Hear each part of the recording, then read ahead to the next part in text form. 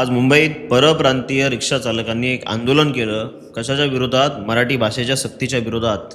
महाराष्ट्रामध्ये तुम्हाला जर रिक्षा चालवायची असेल, टॅक्सी चालवायची असेल, तर तुम्हाला मराठी बोलता येणं अनिवार्य आहे, असा कायदा, असा जी.आर. आपल्या राज्य सरकारने म्हणजे आपल्या परिवहन खात्याचे मंत्री प्रताप सरनाईक यांनी तो जी.आर. काढला, आदेश काढला. त्या आदेशाच्या विरोधामध्ये आज हे आंदोलन करत आहेत महाराष्ट्रामध्ये, मराठी भाषेच्या विरोधात आंदोलन. पण ह्या लोकांना 3 महिन्याचा टाइम पिरियड दिला होता प्रताप सरनाईकांनी मराठी शिकण्यासाठी म्हणून, आणि ते टाइम लिमिट संपल्यामुळे त्याच्यावरती आता कारवाई सुरू झाली. आणि या कारवाईच्या विरोधामध्ये हे परप्रांतीय आलेले हे लोंडे, हे भैये आज मराठी भाषेच्या विरोधामध्ये आंदोलन करतात. दुसऱ्या राज्यातनं इकडे येतात पोट भरायला. स्वतःचं राज्य भिकेला लागलंय. तिकडे ह्यांना नोकऱ्या भेटत नाहीये, तिकडे ह्यांना कोणी विचारत नाही, तिकडे नोकऱ्या भेटत नाही. त्यांच्या राज्यकर्त्यांनी त्यांच्या राज्याची अक्षरशः वाट लावून ठेवलेली आहे सगळी. ते इकडे येतात पोट भरायला आणि इथे येऊन इकडच्याच भाषेला विरोध करतात.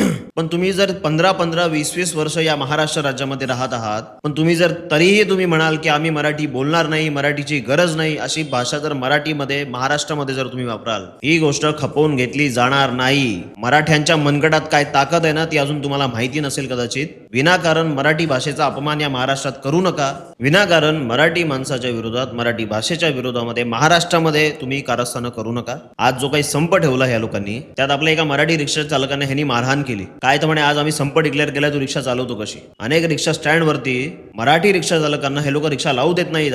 आज संप आहे, आज तुम्ही रिक्षा चालवायची नाही. दादागिरी करतायत. कुठे गेले आपले पोलीस? आता पोलीस कुठे झक मारतायत? नको तिथे तुम्ही कारवाया करतात. आता का नाही तुमची हिंमत होत? मराठी माणूस जर एखादा आंदोलन करत असेल तर तिकडे लाठीचार्ज करता तुम्ही. या परप्रांतात आलेल्या भैयांना, ह्यांना का नाही तुडवत तुम्ही? आता ह्यांना कोणी अधिकार दिला, कोणी रिक्षा चालवायची आणि कोणी रिक्षा नाही चालवायची म्हणून ठरवण्याचा? हा अधिकार यांना दिला कोणी? महाराष्ट्रामध्ये मराठी माणूस रिक्षा चालवतोय, त्याला हे परप्रांतीय येऊन सांगणार की तुम्ही रिक्षा चालवायची नाही, संप हे ठरवणार, आणि आमचे पोलीस मुख गिळून गप्प बसतात. यांचा संप आहे तुम्हाला माहिती आहे ना, मग तुम्ही तुमचे बंदोबस्त का नाही ठेवला राज्यभर, मुंबईभर? तिथे बंदोबस्त पोलिसांचा असायला पाहिजे होता. तुम्हाला नाही चालवायची रिक्षा, तुम्ही काशी करा, तुमच्या राज्यात निघून जा, आम्हाला घेणं देणं नाही. पण मराठी माणसाला त्रास द्यायचा नाही. मराठी रिक्षा चालकांच्या वाट्याला यायचं नाही, त्यांना त्रास द्यायचा नाही. त्यांना रिक्षा चालवायची, ते चालवणारच. हा महाराष्ट्र हा मराठी माणसाचा महाराष्ट्र आहे. मुंबई मराठी माणसाची आहे. तुम्ही बाहेरून आलेला आहात, इथे येऊन दादागिरीची भाषा नाही करायची. आणि मग मनसैनिकांनी जर तुम्हाला कान फडवला तर मग बोलायचं नाही विनाकारण की आम्हाला मारतात म्हणून. इकडे मराठी माणसं रुबाब करता तुम्ही महाराष्ट्रामध्ये येऊन. अरे नाही, तुम्हाला मराठीचा सन्मान ठेवायचा, निघा तुमच्या राज्यामध्ये. त्या राज्यामध्ये त्या भाषेचा सन्मान हा राखला गेला पाहिजे. हा कायदा आहे. त्या देशाची प्रांतरचना ही भाषावर प्रांतरचना झालेली आहे. त्याच्यामुळे प्रत्येक राज्याची एक राजभाषा आहे. त्या राजभाषेचा मान तुम्हाला ठेवावा लागेल त्या राज्यात जर तुम्ही स्थायिक होणार असाल तर. आता महाराष्ट्रामध्ये इतके परप्रांतीय लोक गेले अनेक वर्ष राहत आहेत, स्थायिक झालेले आहेत. मग तुम्हाला मराठी शिकायला अडचण काय? मराठीच्या विरोधात तुम्ही आंदोलन करता महाराष्ट्रामध्ये, तुमची हिंमत कशी होते? तुम्हाला एक गोष्ट मी सांगतो, हे परप्रांतीय जे नाटकं करतात ना हे लोक, मराठी माणसाला त्रास देणं वगैरे, संप-बिंप, ही संपा-बिंपाची नाटकं इकडे महाराष्ट्रात नाही करायची.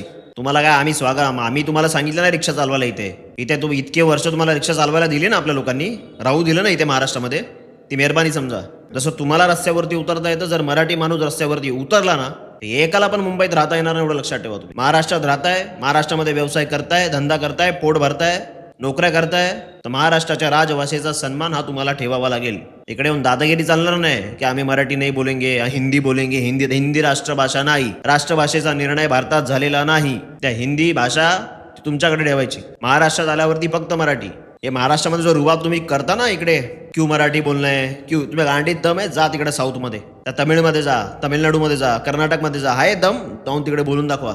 जिवंत परत आला तर मानीन मी. महाराष्ट्राला शानपणा शिकवताय हा भाषेचा, आमच्याच इकडे येत आहे पोट भरायला, आणि आमच्याच भाषेवरती तुम्ही दादागिरी करताय, आमच्या भाषेला विरोध करताय महाराष्ट्रामध्ये. आमच्या वाट्याला जाऊ नका.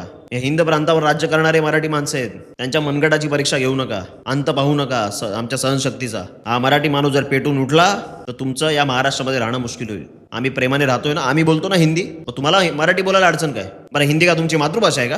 त्या भैयांची मातृभाषा हिंदी आहे, भोजपुरी आहे ना, भोजपुरी, मैथिली ह्या तुमच्या मातृभाषा आहेत ना. त्याच्यामुळे ह्या शानपणा आम्हाला शिकवायचा नाही. महाराष्ट्रामध्ये राहायचंय, स्थायिक व्हायचंय तर मराठी बोलायचं, मराठी शिकायचं, मराठीचा सन्मान ठेवायचा. मराठीचा अपमान केलात तर तुमचं कानफाड आम्ही फोडणार म्हणजे फोडणार. भेटूया पुढच्या व्हिडिओमध्ये. तोपर्यंत जय हिंद, जय महाराष्ट्र, जय शिवराय.